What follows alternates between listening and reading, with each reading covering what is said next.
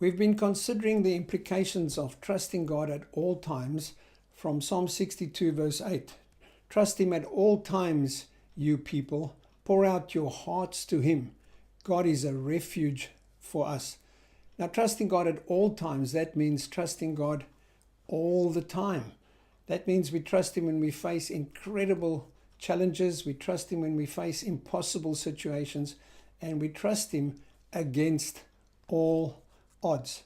Now, if we're going to do great things for God, if we're going to do exploits for God, we can expect to face the impossible, to face incredible challenges, and to have odds stacked against us. Now, whatever you are trusting God for, if it's so big that you can do it by yourself, it's much too small. We need to be trusting God for things that are so big that unless He comes through, they're not going to happen. You see, we do the possible, God does the impossible. We do what we can, and we trust God to do what He can. We can't do God's part, and God doesn't do our part. We do the possible, and we trust God to do the impossible.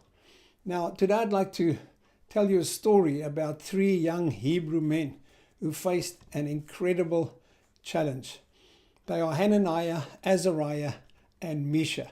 You might know them as Shadrach, Meshach, and Abednego. They were taken into Babylonian captivity along with their friend Daniel. And after a while, they were given leadership responsibility, places of influence in the Babylonian province. And then King Nebuchadnezzar, he built a 90-foot golden image, 90 foot high, 9 foot wide, and had a big party for the dedication of this image. Then the people were instructed, people from all the nations and languages, they were instructed when the band strikes up, when the band plays, they all need to bow down and worship this idol.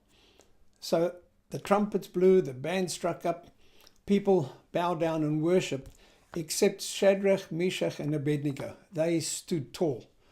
And then there were some soothsayers, some fortune tellers, that went to the king and told the king that some of the Jews, some of the Hebrews that he'd appointed to places of influence in the province had refused to bow and worship the idol. Nebuchadnezzar was furious. He had Shadrach, Meshach, and Abednego brought over, and he told them that at my party you bow. When we're going to give you one more chance, we're going to give you a second chance, and when the band strikes up, when the music plays, you go down on your knees and you worship that idol. If not, I'm going to throw you into the raging furnace, and then we'll see if there's a God that can rescue you. Then Shadrach, Meshach, and Abednego, they answer, and I'll paraphrase. They say, we understand what you're saying, King. Our God is able to save us from that fiery furnace, and He will deliver us from your hand. But even if He doesn't, we still won't bow. Let me read Shadrach, Meshach, and Abednego's response to you from Daniel 3, verse 16 to 18. King Nebuchadnezzar, we do not need to defend ourselves before you in this matter.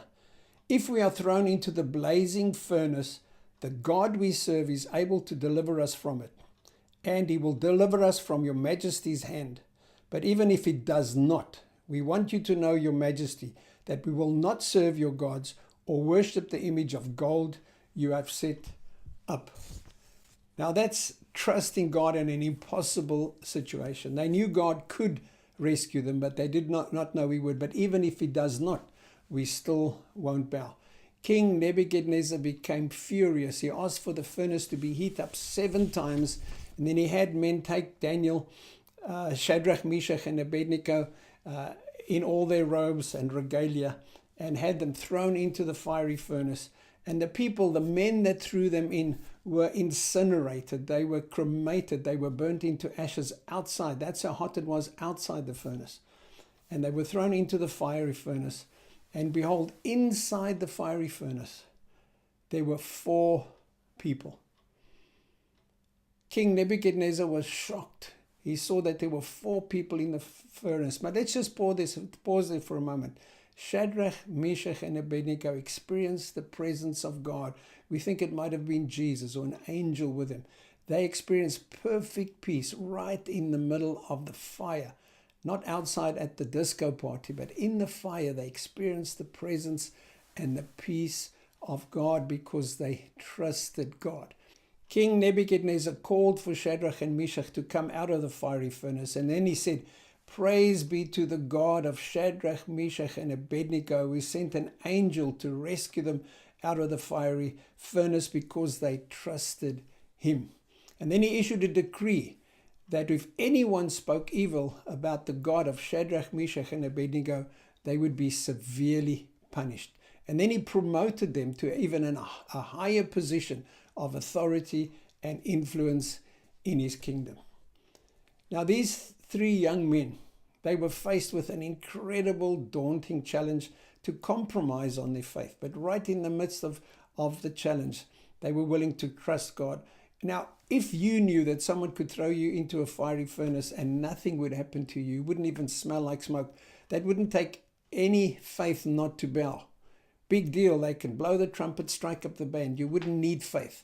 But the fact is, they did not know that God was going to rescue them. But they said, even if he does not, we still won't bow. They trusted God and did not compromise. And the point is, right in the midst of the fire, right in the midst of the most challenging moment, they experienced perfect peace. Isaiah 26 verse 3 and 4 says, "God, thou will keep him in perfect peace whose mind is stayed on thee because he trusts in thee. Trust in the Lord forever, for in the Lord Jehovah is everlasting strength." If you want to experience perfect peace in the midst of the most challenging circumstances, trust God. He will give you perfect peace despite your circumstances. And then you can experience the presence of God right in the midst of the most difficult, challenging situation, in the fire, not outside the fire. And then, of course, just as these three men were promoted, you can expect God to promote you and be with you if you don't compromise and trust him. Now, there's some fiery furnaces we all have to go through. Trust God. Allow God to give you his grace to handle the fiery furnace and not to compromise. And then there are also some giants for us to slay. Next time I'd like to talk about taking on the giants. God bless you as you don't compromise when the fiery furnace comes your way.